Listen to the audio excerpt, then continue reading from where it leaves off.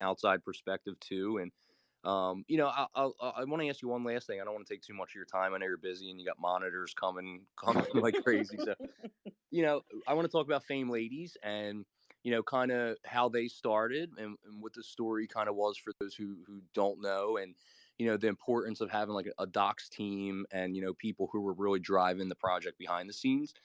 I'm Um, so glad you brought that up because I was just looking at the Zapp website, and on your page, you're like, we like, why is it so important to be doxxed? So, yeah. um, my entry into Fame Ladies was I had already bought a few tokens. One of them did really well. And I was looking at this one and I'm like, I don't really like the art, man. Like, fine. I was making an investment. It's essentially what it was. And I bought Lady C, the token that I like have now, the one that's my avatar's Yep. based on. Awesome. I bought that bloody thing and I got into the Discord and it was whack. Like for a room that it was the first like there were women artists that were already on the blockchain. I know Crypto Chicks is like really hot right now and they Hmm. were saying that they were the first, but she did one of ones. She did two, so she's an artist who essentially did one piece. When they call it one of ones, it just means that it's Yeah. one piece and it stands alone. Yep. She ended up creating a collection of 200 one of one. So it wasn't a woman's project.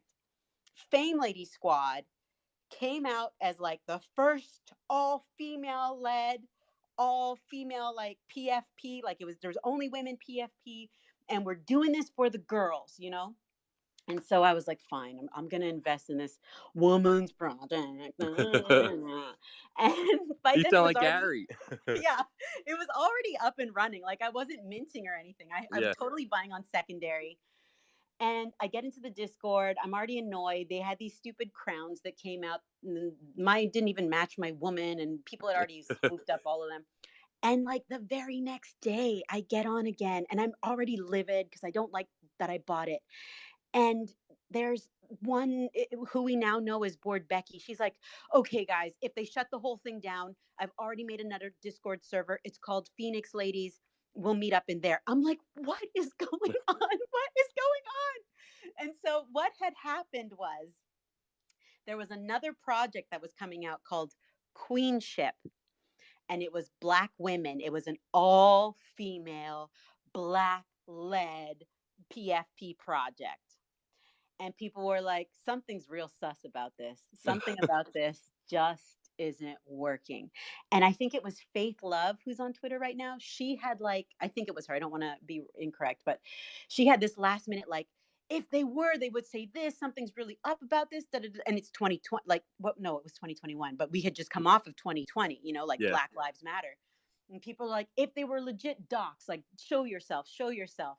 And so it ends up becoming like, what feels like a week, but probably in NFT time was like 2 hours.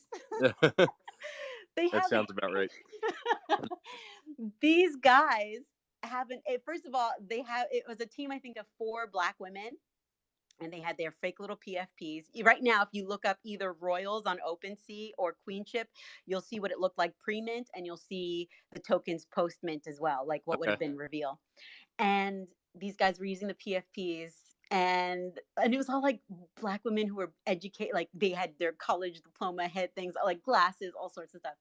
And I just remember this guy named Fyodor Linik going, he was Russian, and he's like, I have spoken to the team. I'm pretty sure Queenship is fake.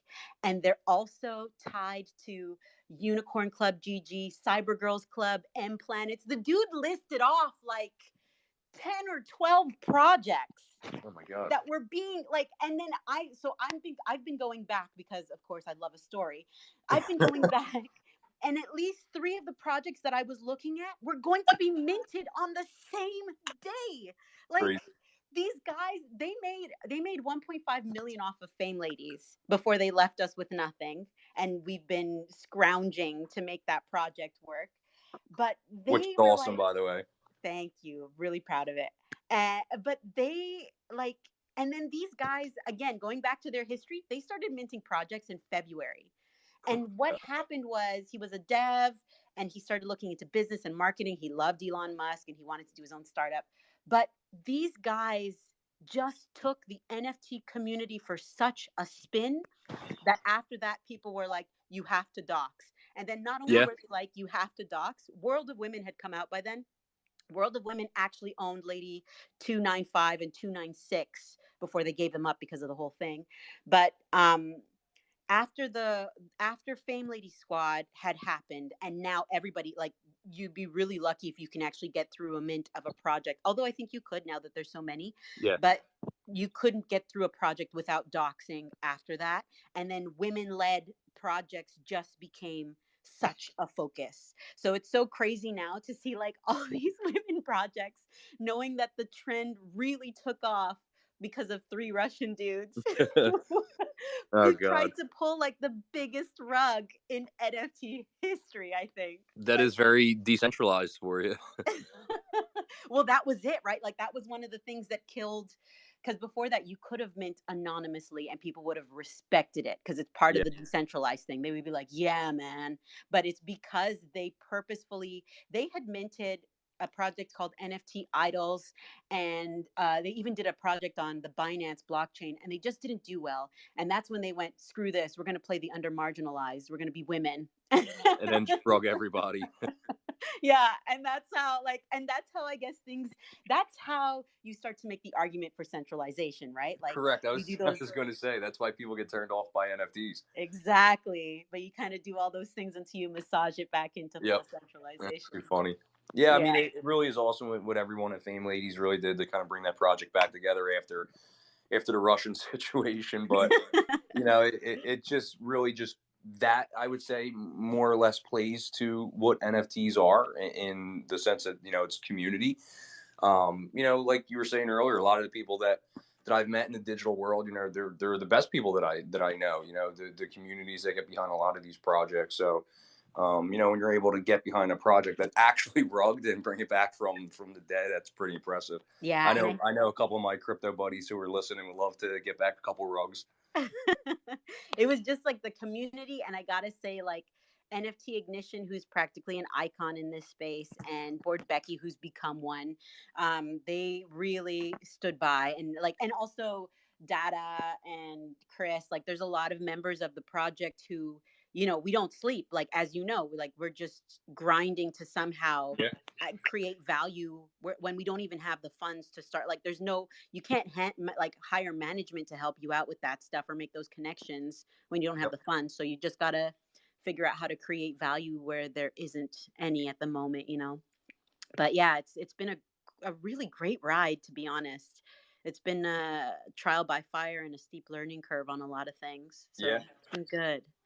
That's awesome. I mean, everything with Fame Ladies, everything that they're doing. I think the NFT market as a whole is kind of coming back and not losing its mind. I think a lot of people are pouring into like art projects now and moving away from the PFP stuff. So that's why we feel like we're kind of launching into you know a good time. But we really want to thank you for chatting a little bit tonight. We don't want to keep you guys too much longer, but we'll definitely do some fun stuff in the future, and um, I'm sure we'll talk to you soon on here. Yeah.